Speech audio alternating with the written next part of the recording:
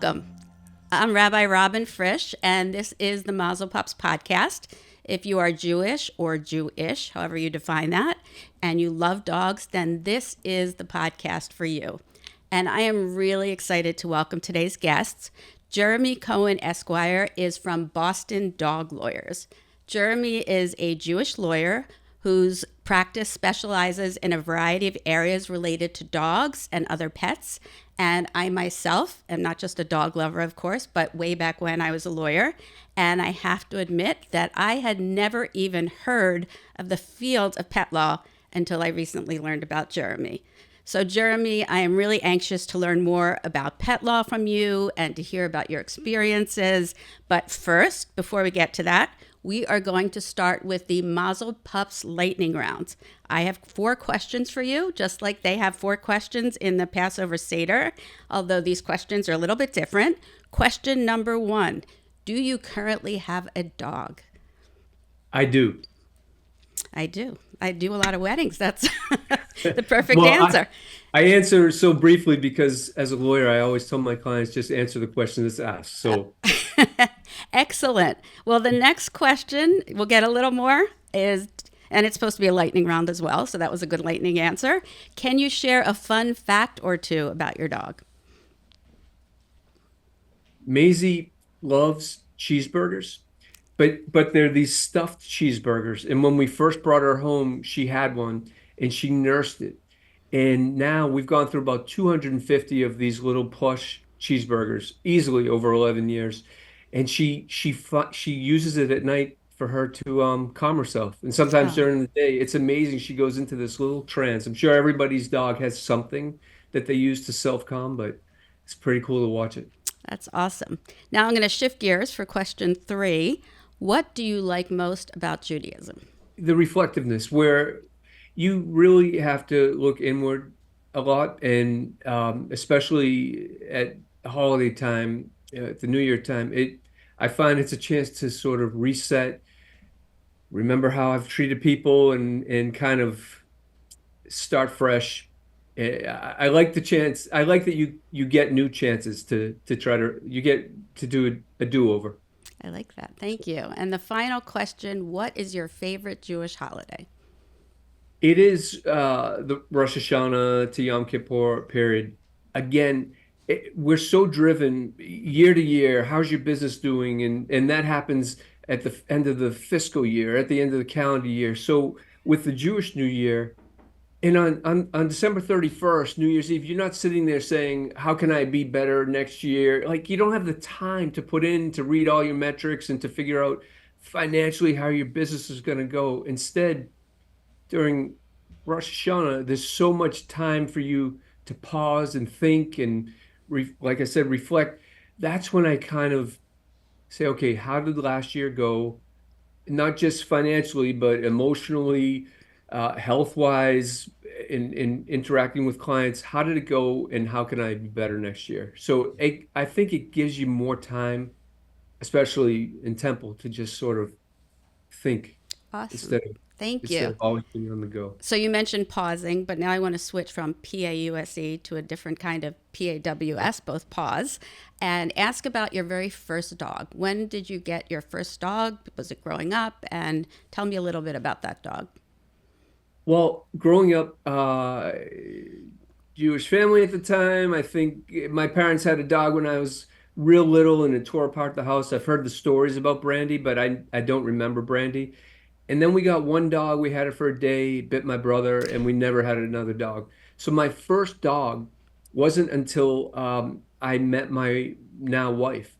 And this dog, Jesse the German Shepherd, changed everything for me because my uh, wife, my now wife at the time, she would see this dog on weekends. Jesse belonged to my stepkids and their dad.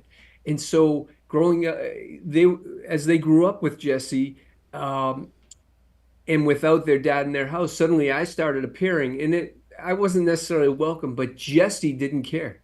Jesse was just like, here's this guy that takes me out for walks, and he was my first real friend in the family, and it just meant so much to me to see him. And while he wasn't my dog, I got to to benefit from the time with him. And he was a super special dog with to me. And he ended up being also my first case.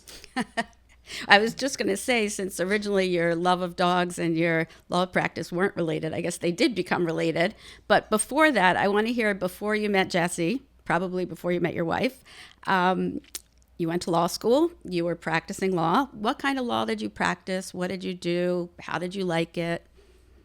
I really resisted going to law school because everybody in my family had, and I'm like, well, how am I going to be different? It's just so expected.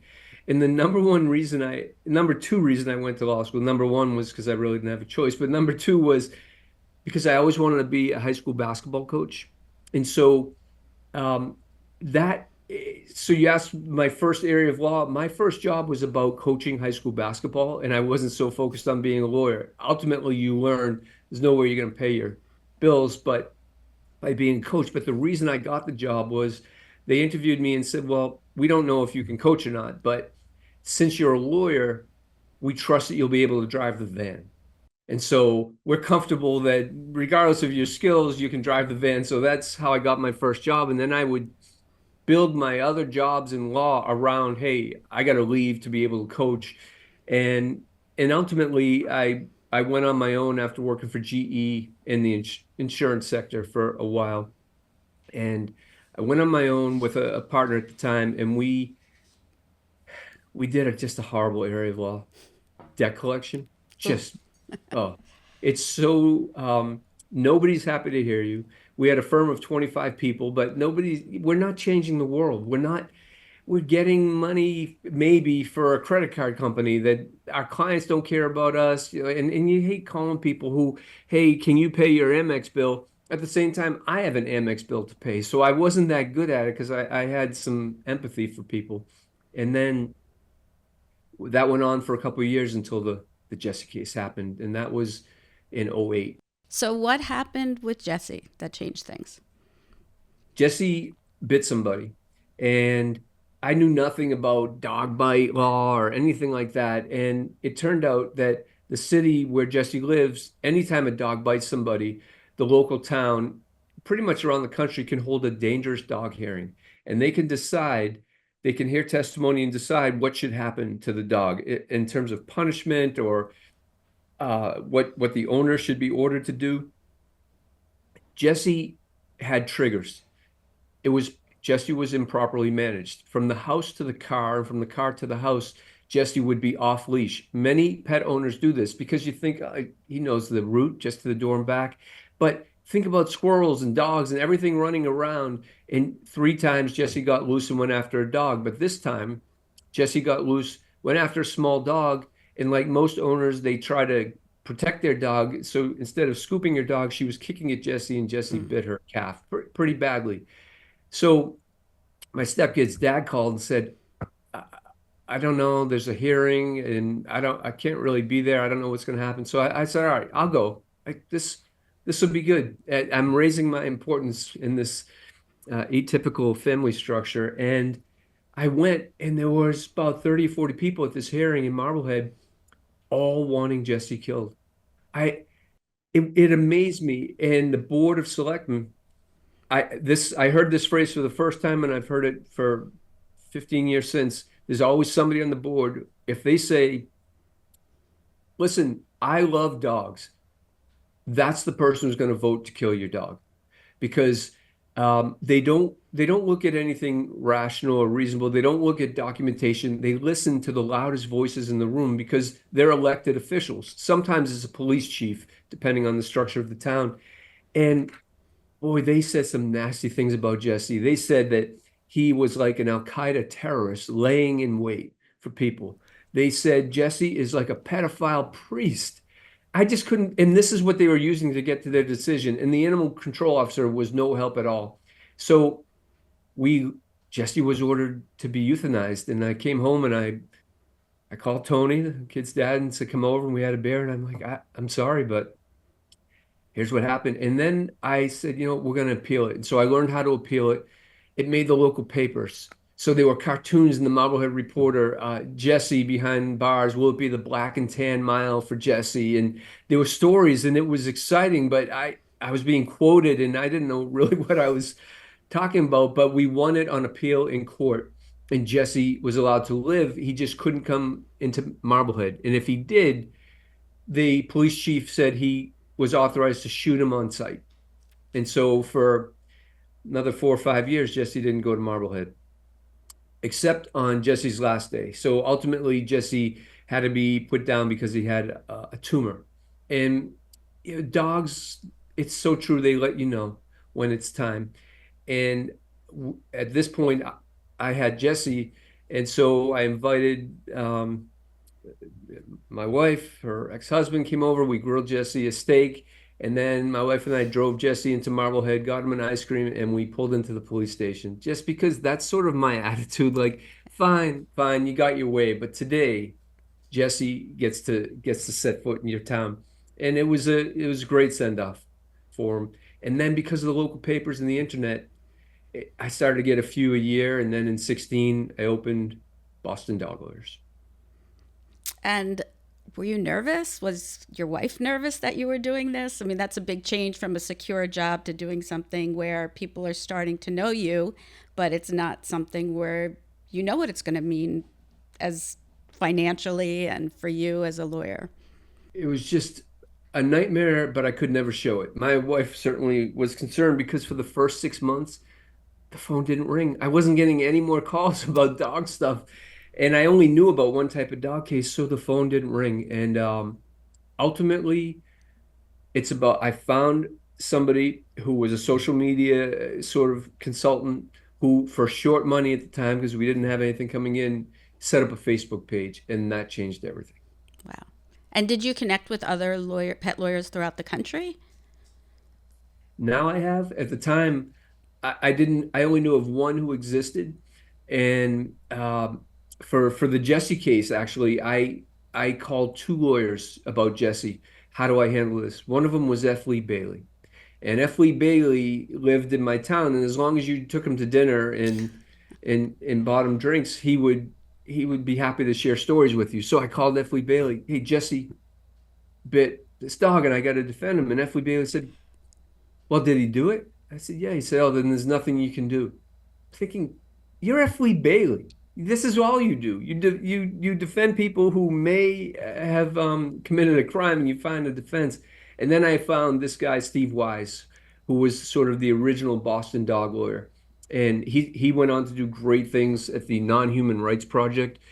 He died a few months ago, but he became a mentor, and he gave me the roadmap to pursuing these cases for dangerous dogs. I didn't know that there were other types of cases. Now there's about 10 pet lawyers around the country that I can count on, and that we have a loose network, and I'm trying to build it so that people in every state can have a resource. And let me ask you one more thing about the biting. Sure. Is the human who owns the dog considered responsible in any way, or just the dog? It's the human. And this is so my recipe for these cases, and we've had maybe about 175 of them. Not all of them where the dog's going to be killed, but I it's hey, we want to get to the right decision the right way. And some dogs might have to be euthanized, but the fact is the owner can be a better manager tomorrow than he or she was today. And it's usually they let their guard down, or they think their dog's friendly, or they didn't leash it, or just owner error. But I'll only take the case if the owner understands that me and my team, trainers and behaviors, we're going to point to you and say, this is your fault. And this is the problem with your dog too. And here's how we're going to improve both. And if the person's not willing to take responsibility, I really don't take the case, because you don't defend these cases by saying you've got the wrong dog. Prove it. It's not realistic. I know you don't just do bite cases. There are other cases as well. So what other kinds of cases do you find yourself doing as a pet lawyer? Well, pet custody. That's something I never considered as being a case, although it occurred to me that I've dealt in my own life with a pet custody case when I was in law school over a cat with a girlfriend that I had, and we had this cat together, and she was moving to the West Coast, and we had a verbal battle over who would take the cat. And I don't think I handled it properly. I ended up with the cat, And for so many reasons, I now wish she had taken the cat. But what I realize is it's all about spite. So much of it is about you're not going to get something that you like during a breakup. And what happens now is these 20 and 30 somethings who aren't getting married, but for reasons, including economics, move in together. And then they play house. They want to test things out. So they get a pet. uh, they don't anticipate the breakup. And on the breakup, so many bizarre things take place. Someone will grab the pet and leave in the middle of the night, or somebody will hide the pet. I've had cases where somebody sneaks into the house or into the backyard to steal the pet back. We've had cases where people go up to their partner or their partner's family and punch them and take the pet away. And so there's this dispute, this modern day property dispute that happens where we bring them to court and they belong in court because we have to have a system for dealing with this because it's so prevalent. And we can't have people just because you got possession of the dog means you get to keep the dog. That's not fair either. And so that's a major portion of our cases right now, probably 30% are pet custody cases. And we've really had to navigate the law and the courts to get these issues taken seriously, but we're in a great place right now with pet custody in Massachusetts. At Boston Dog Lawyers, we just won a case from the appeals court, which if I was a lawyer in any other type of law, I never would be able to argue before the appeals court. It's such a high level, and to actually change the law, debt collection wasn't going to make that happen for me. But this area of pet law, because it's really untouched, we were able to make a difference. And now pet owners in Massachusetts can be ordered to share a pet when before shared rights or visitation rights were just not anything considered for a pet. So we're not pet rights advocates, we're pet owners' rights advocates. And that way we're taken a bit more serious when we're in court. And it's just we're advocating for pet owners. And now we advocate for or counsel pet businesses too, because we've been on both sides of so many other types of cases. There's wrongful pet injury cases where your pet, we have a lot of these, is harmed at a boarding facility, not on purpose, but either mauled by a dog or escapes and gets hurt. And boarding facilities in many states are not regulated. And so anything goes. And pet owners don't know that until something bad happens. Um, there's when your dog bites somebody, you get sued. So there's plenty of lawyers who will do the suing. We do the defending. If you don't have insurance, we defend those cases. There's certainly some defenses to people when people get bit. Sometimes it is their fault, and sometimes it shouldn't be as big a money grab as people think it is when you get bit by a dog. And we deal with a lot of emotional support animal issues Hmm. too, legitimate ones where somebody really identifies the need to us for an emotional support animal to live at their residence with them. Emotional support animals are just for your residence. Service dogs can go anywhere, but ESAs just to be able to live with you. And there's federal laws and guidelines that govern that. Oftentimes, landlords and condo associations, they only learn about that law when they break it. And so we try to make it so legitimate people with a legitimate emotional support animal need are allowed to have their animal live with them. In addition to dogs and presumably cats, what other kind of animals have you dealt with as a lawyer? When I give talks to different groups, I have this sheet, and every year I add more to it. So we've got calls about uh, with dogs, cats, horses. We've got calls about squirrels, um, Squirrels that elephants, are pets? rabbits, turkeys. One of my early calls was a squirrel, and the woman said, "Look, I found the squirrel. He was injured. I brought him in my house, and I rehabbed him." And the police came. I called the animal control saying, "Look at what I've done." And they said, "Well, you can't have a squirrel. It's a wild animal. You can't have a pet." So they showed up to the house to take it, and she wouldn't open the door. So they got a warrant and kicked the door down. And she hid the squirrel. And I said, "Well, how attached are you to the squirrel? Does it have a name?" And she said, "Well, what I do is every morning I go to his cage And I wake him up and he puts his ears towards me and I go, "Good morning, squirrel. Good morning, squirrel." And I said, "Well, but the police came. She wanted me to help her get a squirrel back. They had a warrant."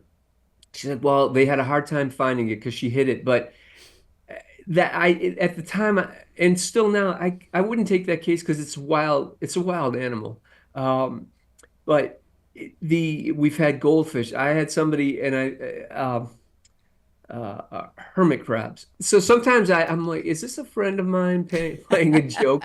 So I have a lot of I do scrutinize these, but it's amazing. We had a snake case that ended up to be a great case, and we got the woman her snakes back. She was part of a building fire where four people died, and the fire department went in and found all of her snakes alive. And they survived because there was 1 million gallons of water put into this giant apartment building in Worcester a few years ago, and they didn't burn up. And I decided I'm going to take it serious, and we got her non-poisonous snakes back. And I want to go back for a moment to when you were talking about custody, looking at the best interest of the animal or who bought the animal or who maybe had the animal before. What will a court look at if they're deciding who should get an animal? They'll look at anything we put in front of them. So in Massachusetts, they're not supposed to look at what's in the best interest of the animal.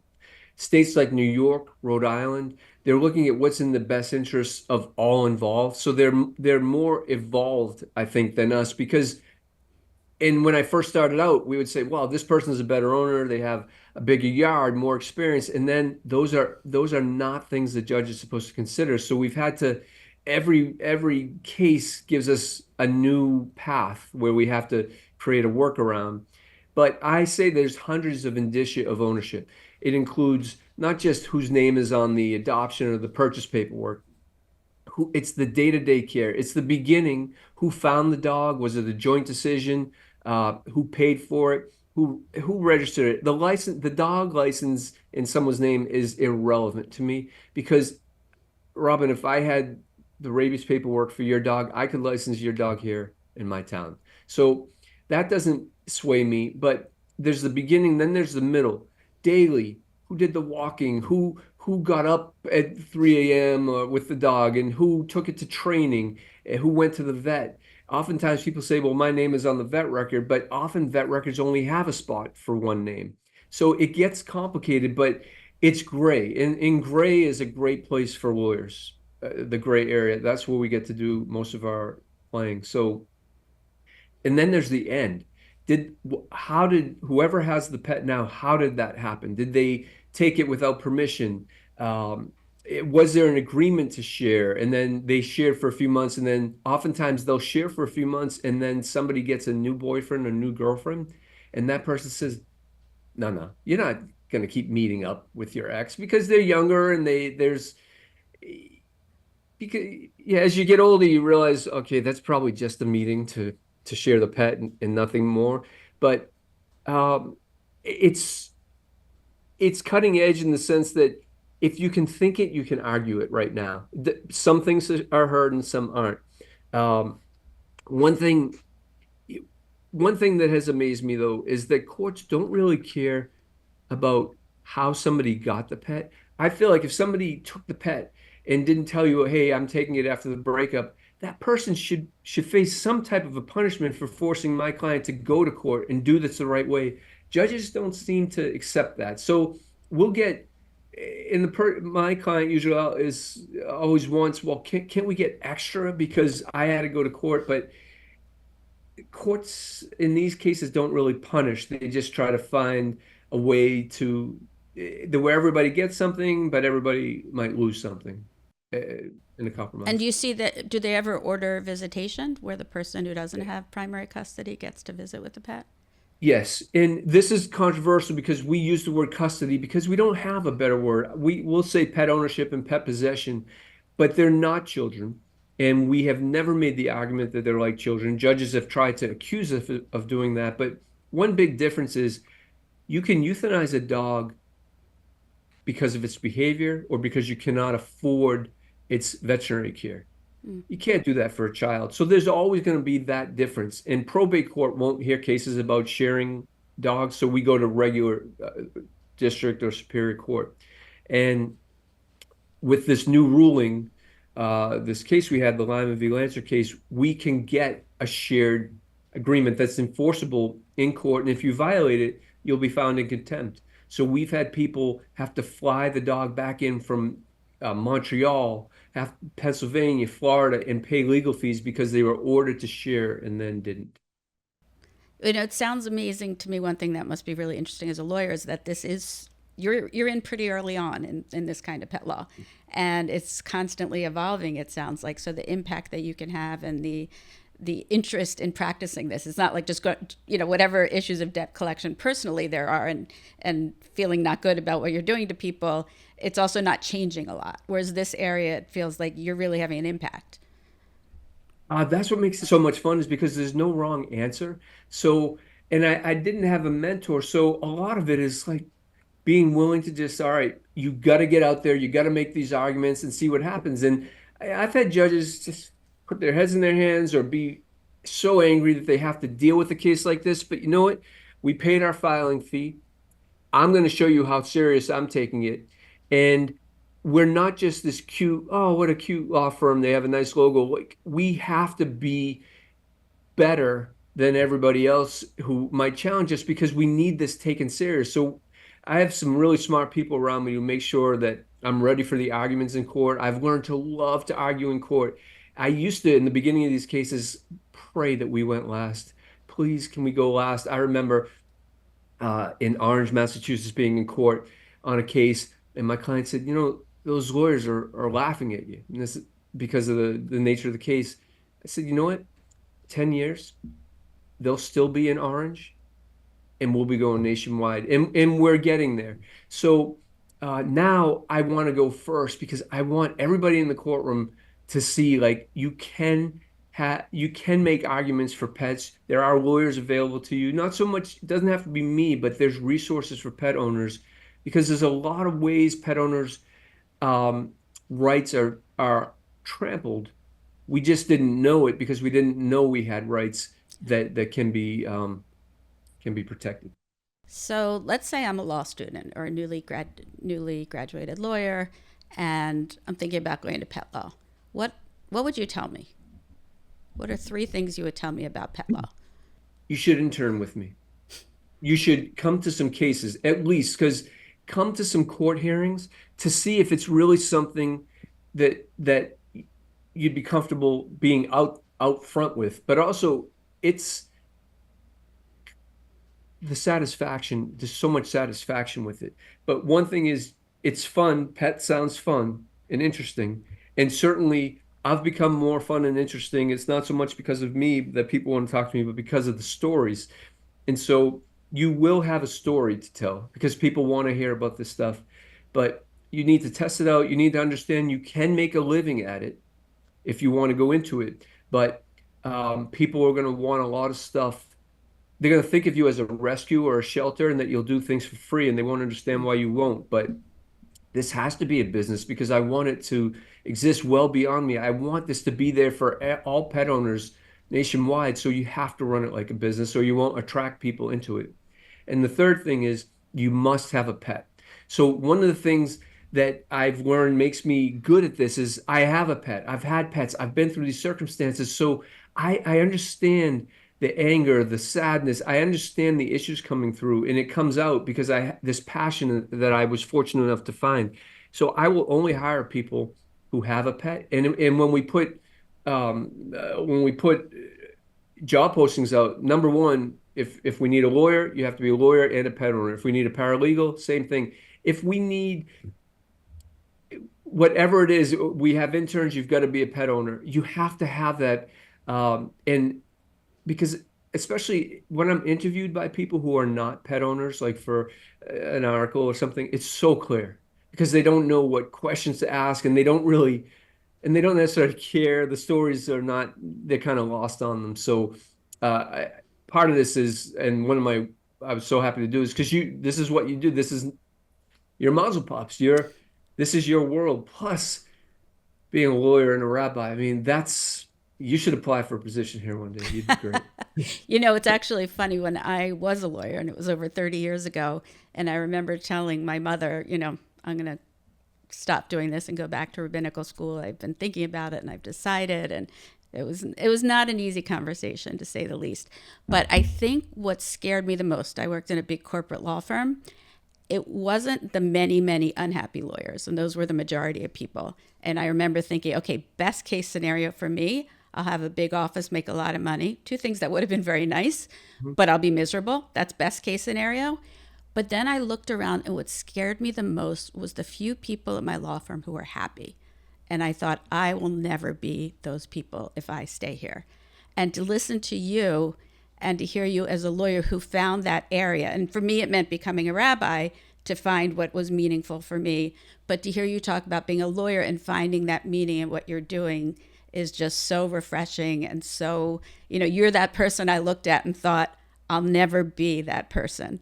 And it's really wonderful to hear that. I never heard of pet law. Maybe I would have I am tried it at blessed the time.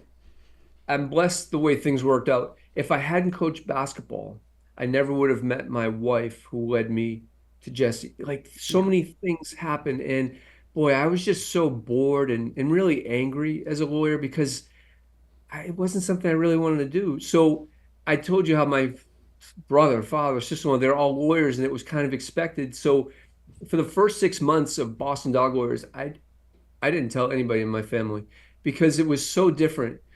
I didn't want that. Oh, we thought you were going to be a lawyer. Now you're doing So I just didn't want any negativity. I'm not saying I would have got it, but was so atypical that I decided the best way to do this is to tell nobody and just this will be my thing. This will be on my own, and we'll live or die with this and see what happens.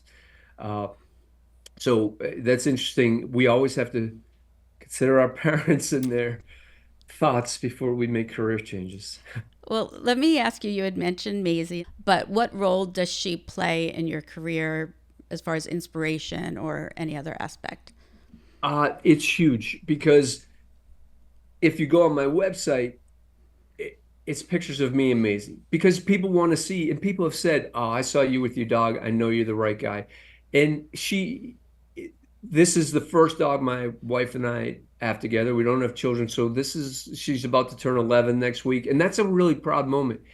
Getting a dog into double digits, there's a lot of things that are in your way to do that, but she's what I hug in the morning and who I hug at night. And I take special notice of her because the clients I'm dealing with, some of their dogs have died or severely injured, or they can't get them back yet. It's a custody case. So I have that extra appreciation for her. And so a lot of the calls I get are tears. And a couple of the calls will bring me to tears. Cops shooting dogs, just horrible stuff. So she is a great resource to just for me to breathe. And at the same time, if people come over and we're not stars, but if they want to do a TV story or a newspaper Mhm. story, it's amazing. Maisie's right front and center. Every time she just knows to be right front and center. And it just gives me the credibility. And she's our logo. Um, and I I can't imagine not having a dog and doing this. I wouldn't understand what people are talking about. Just want to conclude by asking you if there's anything going on with your work that you want us to know about, that you want to share with us.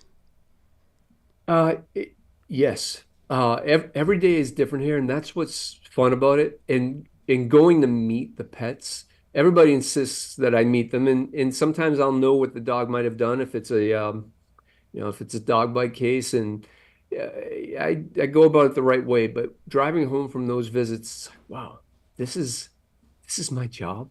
Like in law school, I never thought I'd be um, meaningfully going to meet pets on a daily basis. And I think that the most important takeaway is there's help for you out there if you don't have to give up. We say never surrender. Um, and if somebody is trying to trample on your rights to your personal property, you are entitled to a fair hearing, or you're entitled to be heard in court. and to have an advocate. Right now, pets are property throughout the country. In Massachusetts, we now have had them labeled through our case. They're a special type of property. And now the court said that when you don't have your pet, you suffer irreparable harm. So we're getting closer, but it has to be in these small increments that are digestible by the judicial system. And I think because the other way to change the law, there's through judges interpreting cases and saying, no, we think that case means this now. But the other way is through legislative means for pet owners who